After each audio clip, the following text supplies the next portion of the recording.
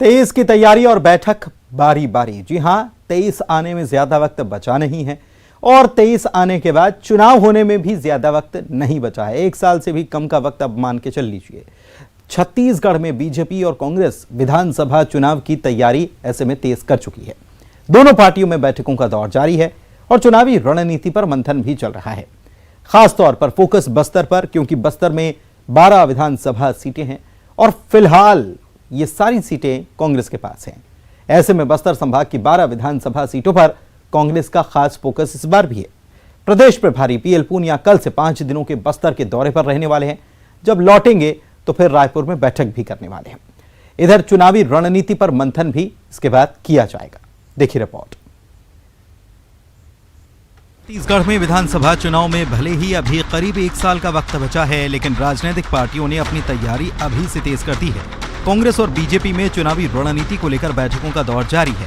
जहां एक तरफ रायपुर में बीजेपी की जिला स्तरीय बैठक हुई, जिसमें हर विधानसभा क्षेत्र को लेकर चुनावी रणनीति पर मंथन हुआ। क्षेत्रीय संगठन महामंत्री अजय जामवाल की अगुवाई में ये बैठक रखी गई थी, जिसमें छत्तीसगढ़ बीजेपी के कई बड़े नेता शामिल हुए।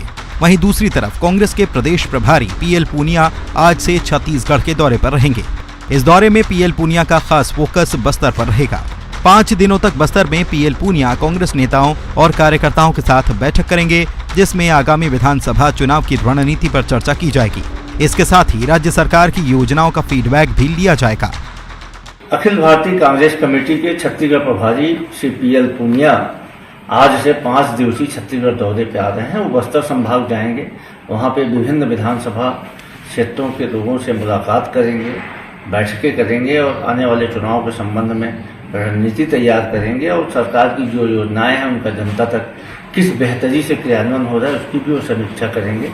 श्री पीएल पूनिया राजधानी रायपुर में भी पीसीसी की एक महत्वपूर्ण बैठक में शामिल होने के बाद 31 तारीख को वापस जाएंगे। वहीं पीएल पूनिया के बस्तर दौरे को लेकर बीजेपी ने कांग्रेस पर निशाना साधा है और कहा है कि 4 साल में कांग्रेस ने जो जनता के सामने झूठ का जाल तैयार किया है, उसमें खुद कांग्रेस उलझती जा रही है। बीजेपी ने कांग्रेस पर आदिवासी हितों के विरोधी होने के भी आरोप लगाए हैं।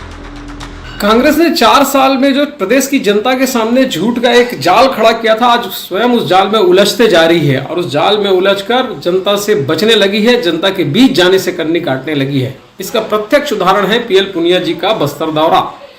9 अक्टूबर को पीएल पूनिया जी का बस्तर दौरा कार्यक्रम था, जिसमें वे सभी बस्तर क्षेत्र के सभी 12 विधानसभा जाकर वहां उनके पदाधिकारियों से चर्चा करने वाले थे। राज्य सरकार की अनदेखी के कारण आदिवासियों का आरक्षण जो 32% से 20% हुआ, उसके कारण अपरिहार्य कारण का बहाना बताते हुए दौरा उन्होंने रद्द कर दिया। अब पुनः जब दौरा कार्यक्रम बना है तो वो दौरा कार्यक्रम उन्होंने छोटा कर दिया है और सिर्फ जगदलपुर और दंतेवाड़ा क्षेत्र जाकर ही वहां के विधानसभा क्षेत्र के पदाधिकारियों से चर्चा करेंगे। ये कांग्रेस सरकार जब से आई है, ये न केवल आदिवासी बल्कि पूरे छत्तीसगढ़ के हितों की विरोधी है। बीजेपी के आरोप पर आबकारी मंत्री कवासी लखमा ने पलटवार किया। कवासी लखमा ने कहा कि बीजेपी को आदिवासी लोग अच्छी तरह से समझ चुके हैं। कांग्रेस की सरकार छत्तीसगढ़ में आने के बाद आदिवासियों के लिए कई बड़े फैसले लिए गए। इसके साथ ही कवासी लखमा ने बस्तर संभाग के 12 विधानसभा सीट जीतने का दावा एक बार फिर से किया है। मुख्यमंत्री है, मुख्यमंत्री का योजना बढ़िया है, इसलिए सरकार बस्तर का सीट 12 का 12 सीट लोकसभा भी हम लोग जीते हैं, अभी भी लोकसभा भी जीतेंगे, 12 का 12 विधानसभा भी जीतेंगे। सरकार मुख्यमंत्री का योजना अच्छा है। भूपेश बघेल नंबर 1 हिंदुस्तान के मुख्यमंत्री बना है, इसका लाभ कांग्रेस पार्टी को मिलेगा। इसलिए आरएसएस भारतीय जनता पार्टी घबरा हुआ है, आदिवासी को भड़काने की कोशिश कर रहा है, लेकिन आदिवासी लोग समझदार हो गए, भड़कने वाले भी नहीं है। छत्तीसगढ़ में विधानसभा चुनाव से करीब 1 साल पहले ही चुनावी बयानबाजी शुरू हो चुकी है। वहीं दोनों पार्टियों के बीच आरोप प्रत्यारोप का दौर भी जारी है और चुनाव को लेकर अपने अपने दावे भी हैं। Bureau report, news 18 Madhya Pradesh, Chhattisgarh.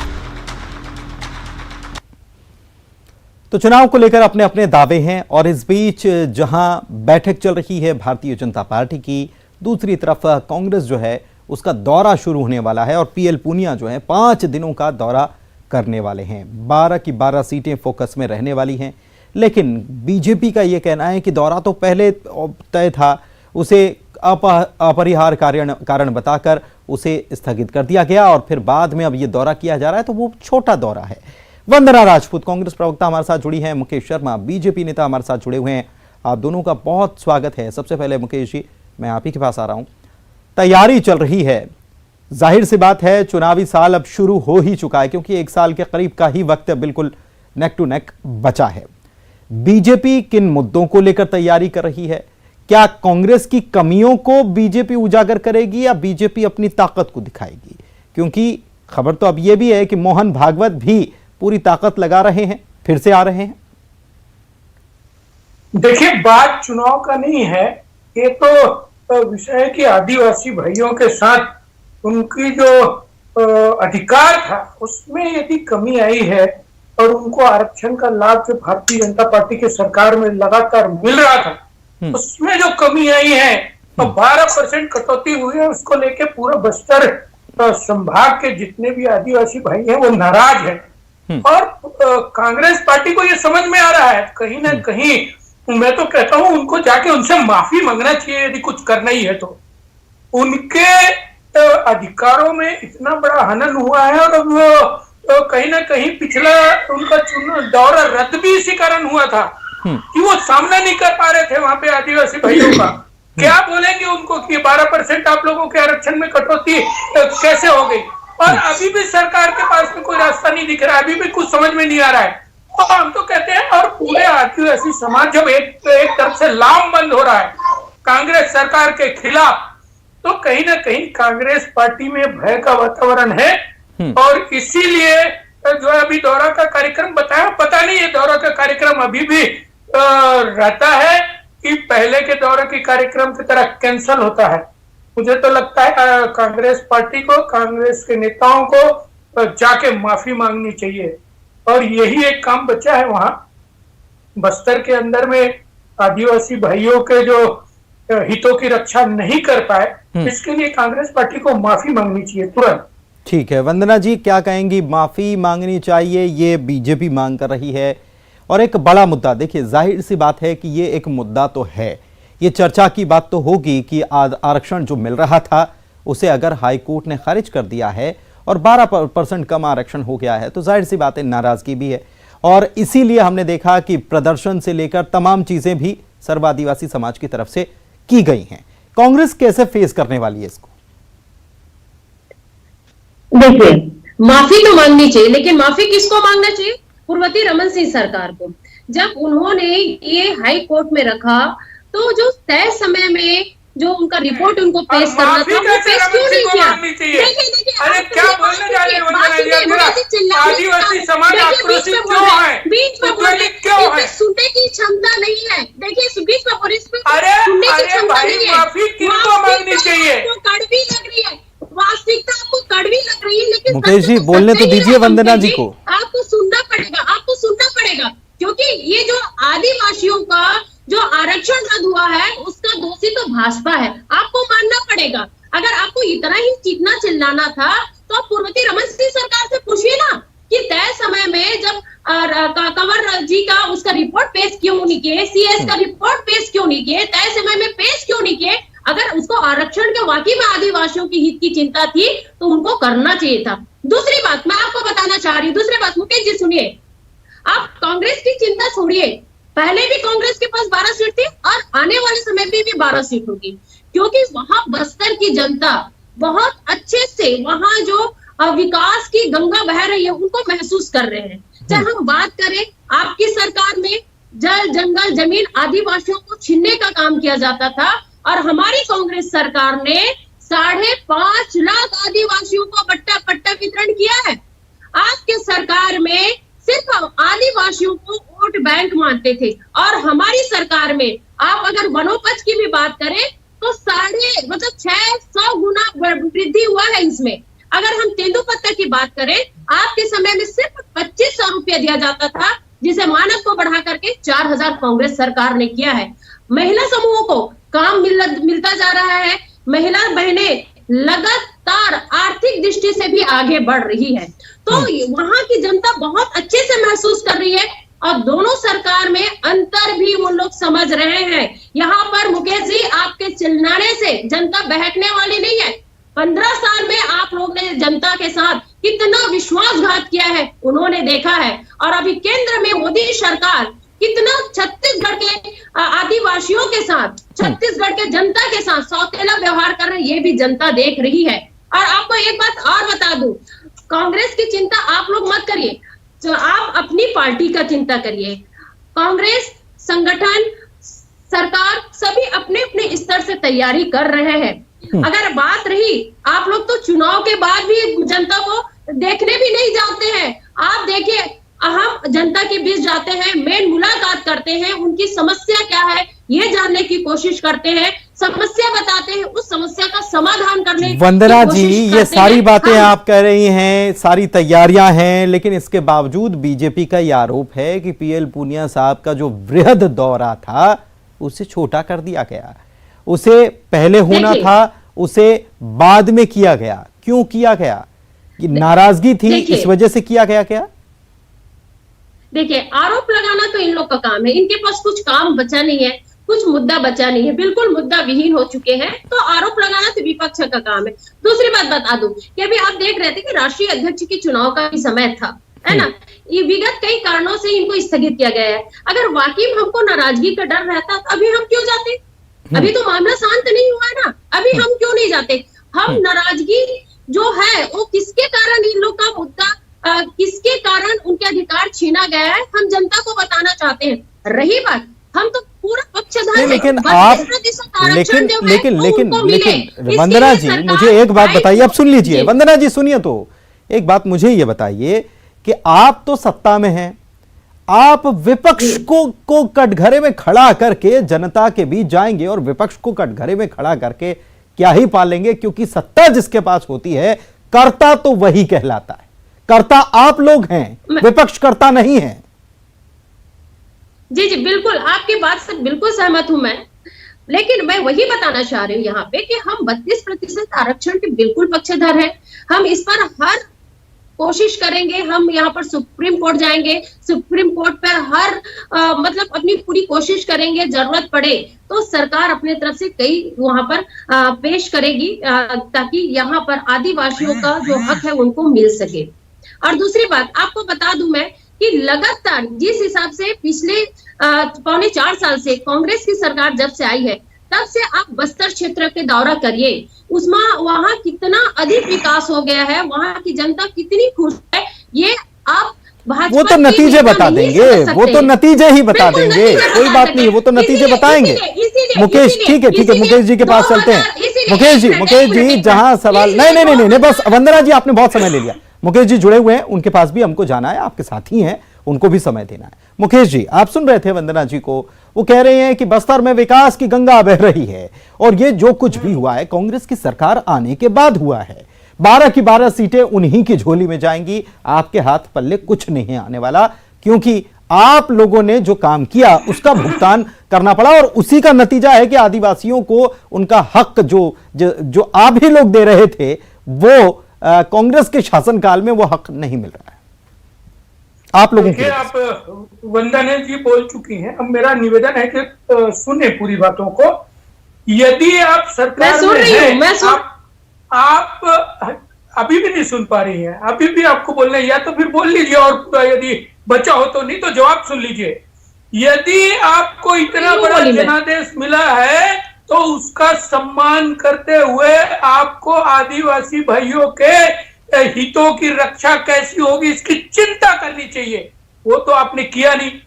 हर बात पे जहां आपकी नाकामी आती है तो भारतीय जनता पार्टी के ऊपर दोषारोपण करके बचने का प्रयास करते हैं, ये चलेगा नहीं।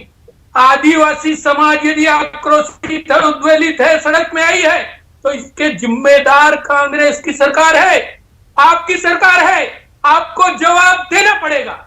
और रही बात भारतीय जनता पार्टी की, जितने दिन सरकार थी उतने दिन यदि 32% इनको आरक्षण मिल रहा था, उसके बाद भी इनको आरक्षण का वो लाभ मिलता रहे, इसकी जिम्मेदारी आप लोगों की थी, जिसको आप लोग नहीं निभा पाए। तो ये विकास की गंगा और ये बोलना अच्छा लगता है, लेकिन वास्तविकता से बहुत परे है। आप बस्तर के अंदर में यदि मूलभूत यदि समस्या थी तो बस्तर के भाइयों को पेट भरने का दिक्कत था, 4 महीना मात्र उनके पास में अनाज होते थे, उसके बाद उनको अपने भूख मिटाने के लिए, भरण पोषण के लिए भटकना पड़ता था। 1 रुपया किलो चावल दे के भारतीय जनता पार्टी की सरकार ने, रमन सिंह की सरकार ने उस समय चिंता किया था। इनको भरपूर समाज के अंदर में हिस्सा मिले, इसके लिए इनका आरक्षण 32% किया था। ना आपने उनका आरक्षण बचा पाया, आप उनके साथ लगातार अन्याय करते रहे। आपके पास में कोई ठोस नीति नहीं है, विकास को लेके कोई ब्लूप्रिंट है नहीं। सिर्फ और सिर्फ आप अपनी नाकामियों को छुपाने के लिए भारतीय जनता पार्टी का नाम लेते रहेंगे, तो जनता समझ चुकी है। वंदना जी मुझे ये बताइए कि बीजेपी को आप जिम्मेदार ठहराएंगे, लेकिन बीजेपी के शासनकाल तक तो ये फायदा मिलता रहा लोगों को, और 5 साल कम नहीं होते हैं, 5 साल कम नहीं होते हैं। आप कब तक ढोलेंगे कि 5 साल में आपने उसके लिए लड़ाई नहीं लड़ी, बीजेपी ने नहीं किया था? अरे साहब 5 साल आप थे, आपने क्या किया? यही कि साहब हाईकोर्ट का ऑर्डर आ गया, उसके बाद अब हम फिर से कोर्ट में लड़ेंगे, ये आपने किया। अगर आदिवासी वर्ग आपसे ये सवाल करेगा, आप क्या जवाब देंगे?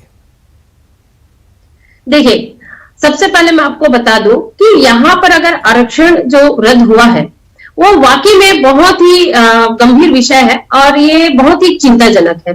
और इसका दोषी तो ये चाहे मुकेश भाई स्वीकार करे या ना करे, भाजपा ही दोषी है, क्योंकि सही और नियत समय में अगर कोर्ट पे उनका आपने रिपोर्ट क्यों नहीं पेश की? उनको कोर्ट पेश करते। मेरी बात सुनिए, मैं आ रही हूँ वहीं पर आ रही हूँ, तो ये शायद ये नौबत नहीं आती। दूसरी बात, जैसे मुकेश भाई बोल रहे थे कि बस्तर में सिर्फ 4 महीने लोगों को खाने के लिए मिलता है, तो आपको बता दूं मुकेश भाई, अभी आप देखेंगे हर घर में काम और हर घर एक अलग ही विकास की गाथा गा रही है।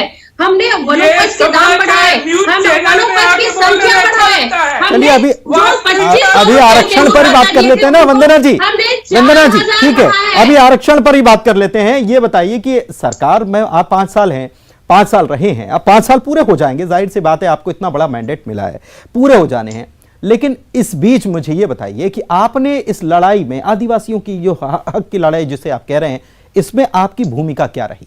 बीजेपी की जो भूमिका थी वही बताने की कोशिश कर, मैं वही बताने की रिपोर्ट क्यों नहीं पेश की गई? 4 साल नहीं, 4 ननकी राम कंवर कमेटी की रिपोर्ट पेश की गई क्या? नहीं कोर्ट में? तो देखिए 2 साल नहीं, देखिए 2 साल तो कोरोना काल में चला गया है ना, 2 साल कोरोना काल में चला गया। यही तो मैं पूछना चाहती हूँ, ननकी राम कंवर की जो रिपोर्ट है वही मैं पूछना चाहती हूँ कि ननकी राम जी का जो कंवर का रिपोर्ट का है उसको डॉक्टर रमन सिंह ने कोर्ट में प्रस्तुत क्यों नहीं किया? मैं आपके माध्यम से ही पूछना चाहती हूँ। वो ननकी राम जी का जो कंवर का रिपोर्ट है वो हमारी सरकार के तो कोई अच्छे से वहां पर बाध्य हुआ ही नहीं। तो क्या आप नहीं, मुझे एक बात बताइए वंदना जी, क्या आप वोट के लिए जब जनता के बीच जाएंगे, नहीं, मुझे ये समझाइए आप कि जनता के बीच जब कांग्रेस वोट के लिए जाएगी तो क्या ननकी राम कंवर कमेटी की रिपोर्ट रमन सरकार ने पेश क्यों नहीं की? इस सवाल को आप क्या उस जो आदिवासियों को जो आरक्षण मिल रहा था, इस सवाल को आप उससे जीत पाएंगे क्या? वही नहीं, मुझे बताइए कि क्या ये हो पाएगा क्या? क्योंकि 5 साल नहीं, मैंने देखिए मेरी बात आप समझ नहीं रही हैं। मैंने आपसे वंदना जी, मेरा सीधा सवाल ये है कि कर्ता जो होता है सवाल उससे किया जाता है और कर्ता आप हैं। वही बता रही हूं मैं कि हम सुप्रीम कोर्ट पे अपील कर चुके हैं, जरूरत पड़ा तो यहाँ अध्यादेश पर भी यहाँ पर चिंता किया जा सकता है। अध्यादेश के लिए भी यहाँ पर हम सोच रहे हैं, हमारी सरकार सोच रही है, जरूरत पड़ी तो उसके हिसाब से हम आदिवासियों के अधिकार के लिए हर तरह से प्रयास करेंगे। मैं आपको यही बताने की कोशिश कर रही हूँ, जिन लोग आरक्षण के नाम पर घड़ियाले आंसू बह रहे हैं उन लोग को पहले सोचना चाहिए था कि उन्होंने ननकी राम कंवर का रिपोर्ट क्यों पेश नहीं किया। क्या डॉक्टर रमन सिंह को ननकी राम कंवर की रिपोर्ट पर विश्वास नहीं था? क्यों पेश नहीं किया? सीएस का रिपोर्ट क्यों? आपको विश्वास था क्या? आपको विश्वास था क्या? चलिए ठीक है, शायद नहीं, आपको विश्वास था कि नहीं था? क्योंकि रिपोर्ट तो आपने ही पढ़ी होगी। नहीं, रिपोर्ट तो कांग्रेस सरकार ने भी देखी होगी। देखिए, वही बताने की कोशिश करी मैं, वही सरकार ने बिल्कुल देखी है लेकिन ने कोर्ट में पेश नहीं किया, जिनका खामियाजा हमारे आदिवासी भाइयों और बहनों। आप देखिए बार वंदना जी वही बात कर रही हैं, लेकिन मुझे इस सवाल का जवाब नहीं मिल रहा है कि सरकार ने क्यों नहीं रिपोर्ट पेश की। मुझे इस सवाल का जवाब आपकी तरफ से नहीं मिल रहा है। बताना चाह रही हूँ कि डॉक्टर रमन सिंह ने कोर्ट में तो ये चलिए ठीक है मुकेश जी, आप क्या कहना चाहेंगे? सुन रहे हैं, मैं बार बार सवाल कर रहा हूं वंदना जी से, जवाब घूम फिर के एक ही जगह, डॉक्टर रमन सिंह की सरकार। देखिए वंदना जी, कुछ जानकारी मैं दे दूं कि इस देश के अंदर में अनेक ऐसे प्रदेश है जहां 60 से लेकर 70% तक आरक्षण है। यहाँ पर उतने आरक्षण थे ही मेरे को नहीं, जानकारी है इसकी बात, मेरे को है जानकारी इस बात की। तो वंदना जी, यदि जानकारी है तो फिर कांग्रेस की सरकार कर क्या रही थी? क्यों आदिवासी भाइयों का 15 साल में भाजपा की सरकार ने क्या है? आदिवासियों के साथ से बेदखल करने का काम किया है, उनके अधिकारों को छीनने का काम किया है। कांग्रेस पार्टी जाहिर सी बात है, आदिवासी बाहुल्य राज्य है तो राजनीति का पूरा फोकस जो है वो आदिवासियों पर है और बस्तर पर पूरा फोकस रहने वाला है। एक चीज मुकेश शर्मा जी मैं जानना चाहता हूं कि संघ की कितनी भूमिका है इस बार विधानसभा, क्योंकि बीजेपी में हमने देखा कि बहुत ड्रास्टिकली बदलाव हुआ, हाल के दिनों में बहुत बदलाव, नीचे से लेकर ऊपर तक के, ऊपर से लेकर नीचे तक के, माफ कीजिएगा क्योंकि ऊपर से शुरुआत हुई, पूरे घर के बदल डालेंगे। फिर से मोहन भागवत आ रही हैं, क्या तैयारी है? भारतीय जनता पार्टी के संगठन की सतत प्रक्रिया है, चाहे वो सरकार हो चाहे चुनाव हो नहीं हो, भारतीय जनता पार्टी के कार्यक्रम जनता के बीच में लगातार 12 महीने चलते रहते हैं और भारतीय जनता पार्टी के कार्यक्रम पहले जैसे ही अभी भी चल रहे हैं। बीच बीच में कभी कभी लोगों के दायित्वों में परिवर्तन होता है, लोगों के कामों में परिवर्तन किया जाता है, किसी को कोई काम मिला था उसको बदल के दूसरे काम दे दिए जाते हैं। मिड टर्म लेकिन मिड टर्म में भारतीय जनता पार्टी, ठीक है मैं बता रहा हूं कि दायित्वों में परिवर्तन होता है, ये भारतीय जनता पार्टी की सतत प्रक्रिया है, इसमें कुछ भी नया नहीं है, कुछ भी नया नहीं है। और हम कभी भी किसी भी चुनाव को हल्के में नहीं लेते, हर चुनाव को गंभीरता से लेते हैं। लेकिन फिर भी एक चीज मुकेश जी, छत्तीसगढ़ में यह बात नजर, देखिए मध्य प्रदेश में भी बीजेपी की सरकार है और राज्यों में भी है, और चुनाव की जब बात चलती है तो बीजेपी हर बार ये कहती है कि साहब हम तो हमेशा चुनाव के लिए तैयार रहते हैं, लेकिन छत्तीसगढ़ में ऐसा नजर नहीं आता है। देखिए यही कारण है, देश के अंदर में 18 से अधिक प्रदेशों के अंदर में यदि भारतीय जनता पार्टी और भारतीय जनता पार्टी के समर्थन से सरकार चल रही है तो भारतीय जनता पार्टी के संगठन का काम लगातार जनता के बीच में चलते रहता है, सतत चलते रहता है। उसमें मैंने कहा कि चुनाव और ये सत्ता, इससे कोई बहुत फर्क पड़ता नहीं है। और वैसे ही भारतीय जनता पार्टी का काम अभी भी चल रहा है। ठीक है, लेकिन मोहन भागवत का दौरा हो रहा है, उस पर आपकी प्रतिक्रिया आई नहीं। समय की यही इजाजत, समय कह रहा है कि बस यहीं तक हमको चर्चा रखनी होगी। बहुत शुक्रिया वंदना जी और मुकेश जी हमारे साथ चर्चा में शामिल होने के लिए। तो 23 की हो रही है तैयारी और बैठक हो रही है बारी बारी। मुझे दीजिए इजाजत, नमस्कार।